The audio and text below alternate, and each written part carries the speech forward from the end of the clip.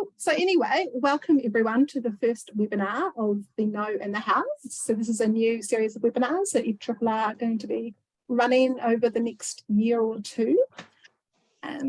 So these webinars are designed around topics that we've found we get a lot of questions about or seem to be causing confusion. So we're hoping that they're going to be informative and useful for everyone.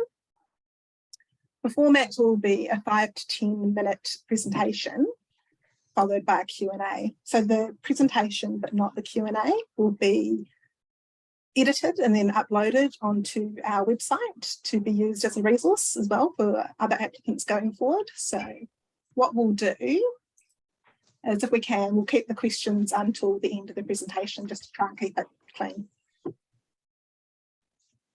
So we want these to be friendly and informative sessions, so do feel like you can ask any questions at all. Nothing's too silly. Trust me, I've only been with FRRR for 6 months and I still get pretty confused. So nothing is silly.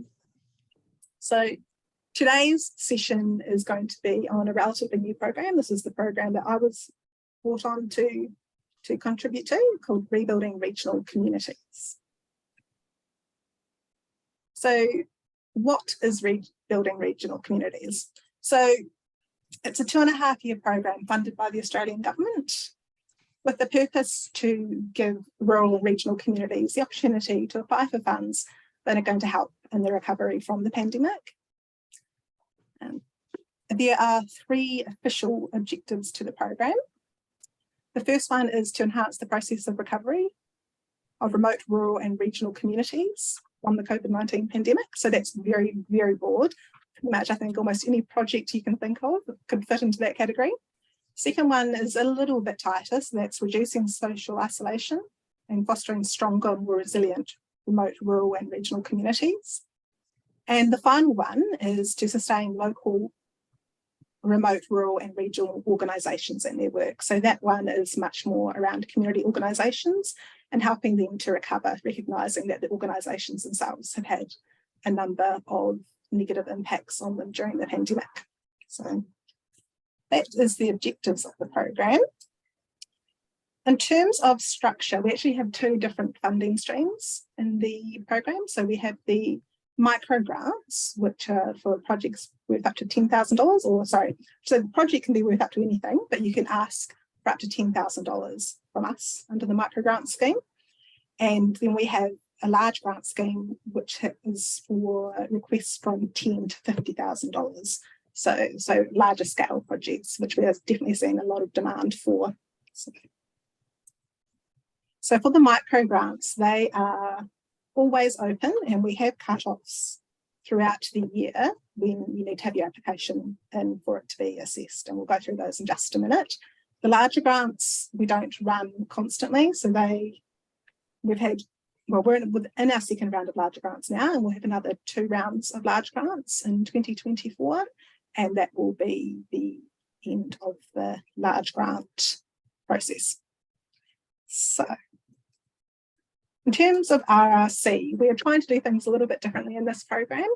So compared to a lot of other programs that we run or other funders run, this program is nationwide. So you're pretty much eligible broadly if you're not in a metro area. So based on ABS categorisations, which we do link to within our guidelines, which I will talk about in just a minute, you can be in a regional, outer regional, remote, anything like that, as long as you're not major cities or metro. So that's for our larger grants. For our smaller grants, again, can't be metro, and you have to have a population of under 50,000. So in terms of regional, rural, remote Australia, we pretty much cover everywhere, which is really good. We'll fund a broad range of projects, so we're definitely not narrow in our focus. We want you guys to tell us what you guys need to do in order to help your communities or community organisations recover from the pandemic. And finally, we're trying to be quite personalised in this program. So unlike most FRRR programs, you have me. So you can come to me if you've got any questions, you've got any concerns, you want any feedback, you want to talk about projects, anything like that. My role is to assist you guys and be your point of contact. So anytime, any place, come to me. So in terms of the funding rounds that I was just talking about, you can see here, we are actually currently in round 3 of Rebuilding Regional Communities. So this round that we're currently in closes on the 29th of November. This was a round that included micro grants and our larger grants. However, our larger grants, I'm going to talk about this in just a moment, but it's a 2-stage process, and EOIs were actually due for the larger grants a couple of weeks ago. So at this stage, the round is only open for the smaller grants or for applicants that have already been invited through to full application for their larger grants. And then you'll see that throughout 2022 and 2023 and then into 2024, we have a number of sort of cut-off dates where we will assess the small applications, and another 2 dates. So for round 5 on the 31st of May, that is a cut-off date for larger grants. However, expressions of interest for that will be due a couple of weeks earlier. And then, sorry, probably about 6 weeks earlier, I should say, not a couple of weeks. And then round 7, which closes on the 4th of December 2023, will be another large grant round as well. And again, we will have an EOI close-off date probably around 6 weeks out from that as well, because we like to get those EOIs assessed and then be able to let you guys know whether or not you're going through, with plenty of time to prepare those full applications. So the final round closes on the 27th of February 2024 at this stage, and then for the remainder of 2024 we'll be sort of finishing up projects and everything like that, and that will be the program. So how do you apply? So if you're thinking about a project, there's a number of steps you might want to take, and not necessarily in the order on this screen. So the first thing would be to have a look at our website. So within our website, we've got a lot of information just on the website itself, but then we've also got guidelines for whichever round we're up to. Most up-to-date guidelines will be linked from the website. And also a link to the Grants Gateway portal, which is where you actually submit the application. So in terms of processes, we have 2 separate processes, as I have briefly touched on already. So we've got the larger grants and the micro grants processes. So for the larger grants, which we've got another 2 rounds that you can look into in 2023, we first of all do an expression of interest. So that's where we get you guys to log into Grants Gateway and give us a pretty brief overview of your project.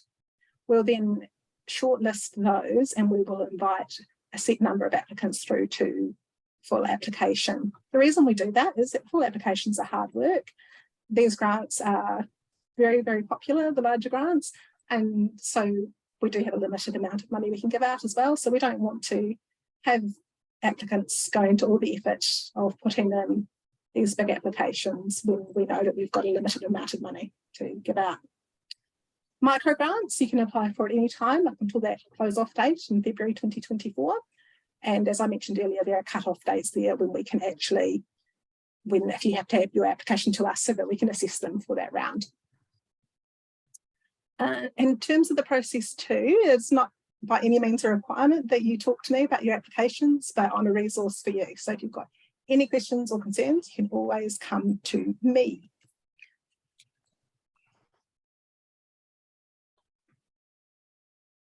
So in terms of how to put together a strong application, you guys are probably already the experts on this rather than me, but a few pointers that we've come up with that we've noticed over time. And a note too that a lot of these points here on this slide are actually topics that we will be doing separate webinar sessions on. So we'll be diving into more detail on these over the next year or so as well. So the first point we have is project planning. So making sure that you have thought it all through, basically. So that's the rationale and the scope for the project, personnel, budget. And in fact, this is potentially especially important for those larger grant EOIs, where you've got a limited amount of space to tell us what you're going to do. So in order for your application to come across strongly, obviously we're looking at the idea and the merits of the idea, but it really does help if it looks like it's been planned and thought through as well, and that you can touch on those points even within the EOI. Second point would be addressing COVID-19. So this funding program is about helping communities and community organisations to recover from the pandemic. So it's pretty important that you actually talk about how the pandemic impacted on your community or your organisation, and how the project that you are proposing is going to help to address those impacts or to help in the recovery.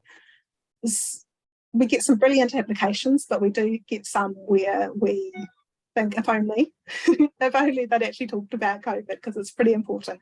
So that's a really key tip there. And trying to link it back to those 3 objectives that I ran through quickly at the beginning. So because they are the objectives that we're trying to achieve with the program. So if you can link it to those, it's really going to strengthen your application. So it's important that you demonstrate broad community benefit as well. So the wider the benefit is shared, the more appealing the project is going to be to FRRR as a general rule. So making sure that the project is open to anyone who could benefit from it is a really good way of doing that. And ensuring your budget is detailed and realistic. So this is more so for the full applications, whether that's in the micro grants or the larger grants. So in the EOIs, you only tell us how much you actually want overall, whereas in the full applications, you provide a detailed budget.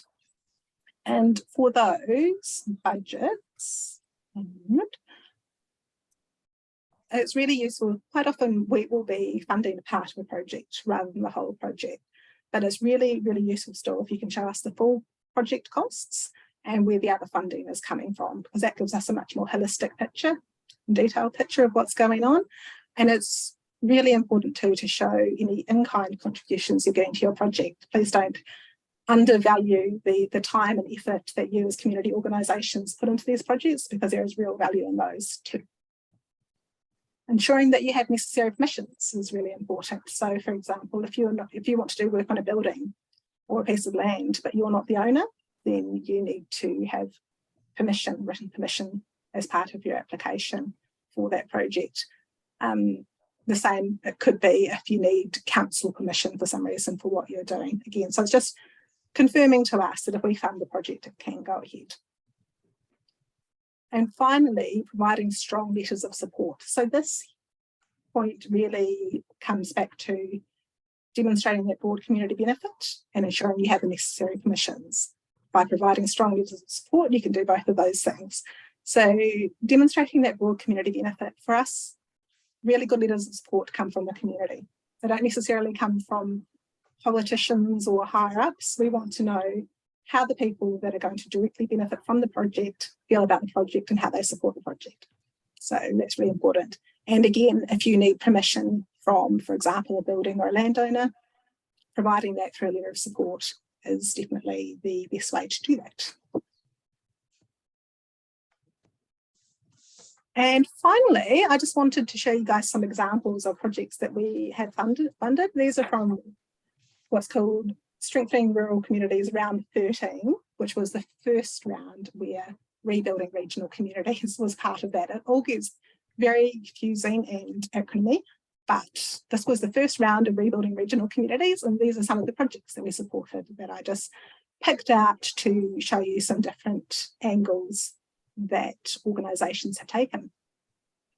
So the first one, Good Theatre, is a theatre company in Tasmania who during the pandemic pivoted and we can't do stage theatre anymore. What are we going to do? So they actually got in touch with the local radio station and set up a thing called Saturday Afternoon Theatre, where they perform acts and broadcast them over the radio. And that was a really beautiful thing to do because it was connecting to an audience across Tasmania, particularly in the northwest where the radio station broadcast, and just helping to reduce a bit of that isolation for the communities. So when they came to us, they'd already been doing this program for a little while, but they wanted funding to go from one-act plays to full plays and to also engage some Australian and Tasmanian playwrights in the process. So that was a really beautiful project that we were really happy to support, and it was really innovative. So Talbot Action, so the Talbot Market Square Renewal Project. This was in a town called Talbot in Victoria, where they have a town square that they use for things like weekly markets and that sort of stuff, but it was just a bit run down. There wasn't any seating there, any cover, anything like that. So they wanted to do a project just to revitalise that town square. And this project, so they're putting in seats and trees and shade cover, that sort of stuff. And it will just help to give the community somewhere to reconnect, but they also, particularly with those markets, help in the economic recovery of the town as well. And the final one I wanted to talk about was the Clunes Neighbourhood House project, which was rebuilding capacity through volunteering, they called that. And this was a really nice project because it touched on an issue that we've become aware that a lot of community organisations have faced during the pandemic, and that is that they lost a heap of volunteers during the pandemic and they haven't been able to recover them. So in this project, this town, Clunes, which actually had a really high rate of volunteerism before the pandemic, they lost probably about a third of their volunteers. And they thought to themselves, what are we going to do? And they came up with a project where the neighbourhood house and 9 other community groups were actually partnering together to come up with a joint strategy to get volunteering happening in the community again. So they applied for us for funding to turn, they had like a hard copy booklet of all their volunteers, and they wanted to turn this into an online resource that the community groups could access. And they wanted to do some marketing and so forth to actually encourage volunteers back into the sector as well.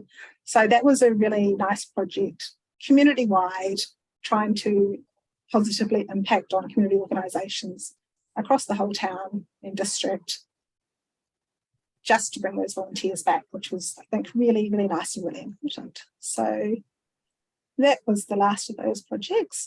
And so that was pretty much all I wanted to go through today. I really, at this point, wanted to open it up to just have a chat to you guys, answer any questions that you have, and yeah, just go from there. So I'll stop sharing my screen.